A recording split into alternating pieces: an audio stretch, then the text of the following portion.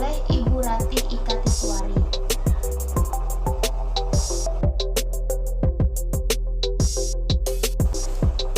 Radiasi elektromagnetik. Yang pertama, itu ada gelombang elektromagnetik. Gelombang elektromagnetik adalah gelombang yang merambat tanpa memerlukan medium perambatan. Gelombang elektromagnetik ini sendiri pertama kali ditemukan oleh Heinrich Rudolf Hertz dan merupakan gelombang transversal. Menurut Maxwell, persamaan yang memenuhi gelombang elektromagnetik ini adalah C sama dengan 1/(E0/0), di mana C merupakan kecepatan perambatan gelombang atau senilai dengan 3 dikali 10 pangkat 8 m/s. E0 adalah permitivitas listrik medium atau senilai dengan 8,85 dikali 10 pangkat min 12 C kuadrat per nm kuadrat. Sedangkan ν0 sendiri adalah permeabilitas magnetik medium di ruangan hampa atau senilai dengan 4pi dikali 10 pangkat min 7 ns kuadrat per C kuadrat. Gelombang elektromagnetik itu sendiri memiliki beberapa sifat.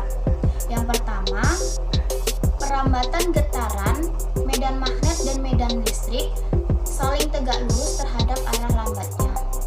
Yang kedua, merambat lurus dan tidak dapat dibelokkan oleh medan magnet ataupun medan listrik.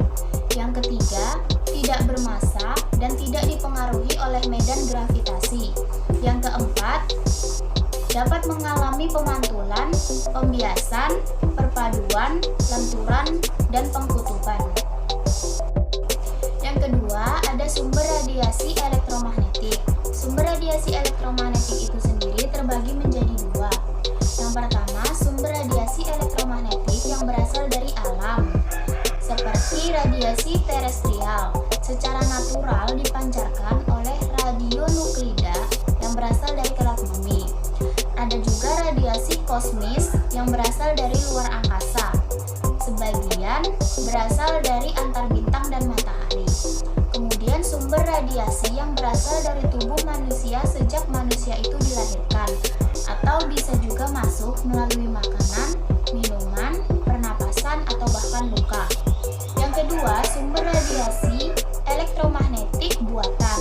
Contohnya seperti nuklir, laser, antena radio, dan lain sebagainya. Saat ini, reaktor nuklir adalah yang paling banyak dibutuhkan oleh dunia. Yang ketiga, ada spektrum dan pemanfaatan gelombang elektromagnetik. Berikut adalah gambar spektrum gelombang elektromagnetik. Pemanfaatan gelombang elektromagnetik dalam kehidupan sehari-hari diantaranya, yang pertama ada gelombang radio. Gelombang radio merupakan gelombang elektromagnetik yang memiliki panjang gelombang terbesar dengan frekuensi paling kecil. Gelombang radio dapat digunakan untuk komunikasi radio, yaitu gelombang radio MH dan FH. Sedangkan gelombang radio yang digunakan untuk komunikasi satelit adalah gelombang radio UHF dan VHF. Yang kedua, ada gelombang mikro.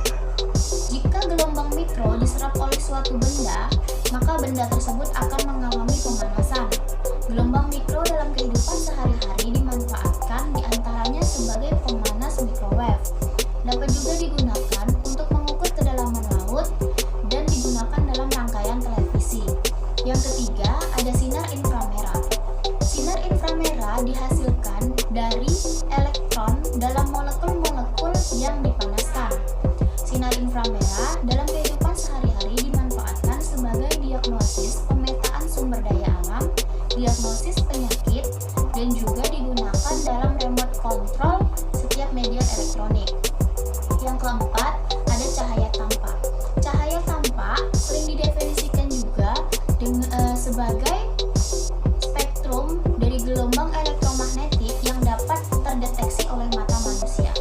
Dalam kehidupan sehari-hari, cahaya tampak yang pastinya digunakan untuk membantu penglihatan mata manusia dan dapat juga digunakan dalam laser, dalam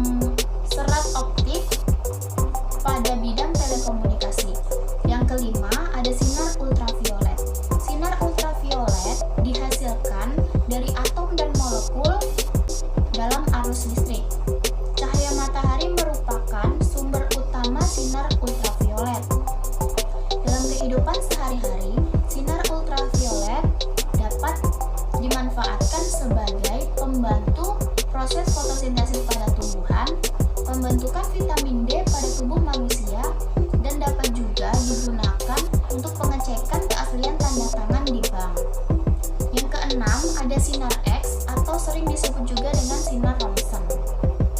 Sinar X atau sinar Roentgen ini dihasilkan dari tumburan antara molekul yang bergetar pada beda potensial tertentu.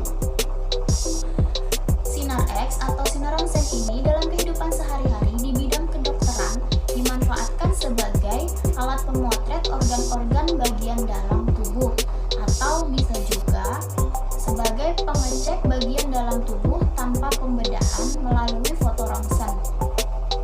Dapat juga digunakan untuk menganalisis struktur bahan atau kristal dan mendeteksi keretakan atau cacat pada logam, serta dapat juga digunakan untuk pengecekan barang-barang di bandara udara atau pelabuhan. Yang ketujuh, itu ada sinar gamma. Sinar gamma dihasilkan oleh peluruhan inti radioaktif.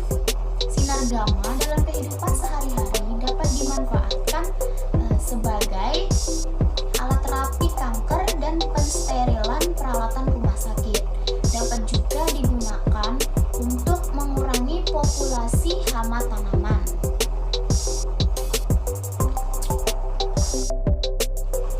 Yang keempat, itu ada dampak radiasi elektromagnetik.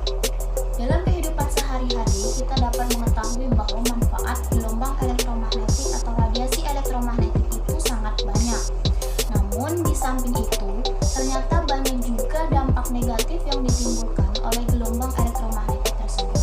Di antaranya, yang pertama, radiasi HP dapat mengacaukan gelombang otak, dapat juga membuat kepala pusing, penglihatan menurun, dapat menyebabkan kelelahan, dan pemakaian HP secara terus-menerus dapat menyebabkan kanker otak. Yang kedua, pulsa microwave dapat menyebabkan stres pada saraf otak. Yang ketiga, sinar ultraviolet B pada tumbuhan dapat menghambat pertumbuhan dan juga dapat membuat tumbuhan menjadi kerdil. Yang keempat, garis-garis hitam pada wajah, flek hitam, kerutan ataupun keriput itu disebabkan karena pemaparan sinar ultraviolet yang berlebihan, baik ultraviolet A maupun ultraviolet B. Dan yang kelima, radiasi ultraviolet dapat menyebabkan berbagai penyakit pada tubuh manusia seperti kanker kulit, menurunnya daya tahan tubuh, katarak pada mata, menghitamkan wajah,